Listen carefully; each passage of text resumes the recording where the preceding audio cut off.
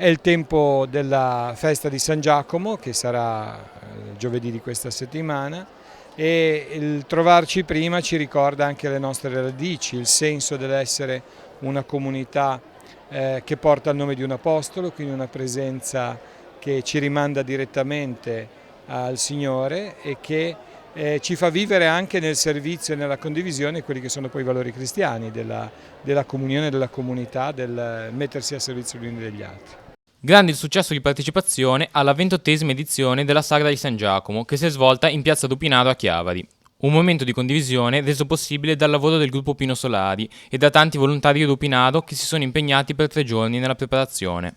Allora, il grosso dei nostri volontari si occupa del servizio ai tavoli, poi abbiamo qualcuno di più specializzato che fa la preparazione del cibo o movimentazione tra qua e Casa Caritas delle caponate preparate.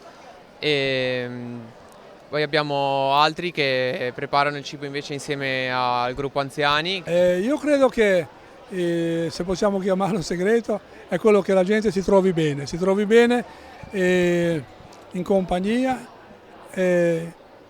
gustando dei piatti semplici ma molto gustosi e quindi in un ambiente amichevole e in armonia. Credo che questo sia un po' il segreto che la gente spinga a venire sempre di più alle nostre 3 serate.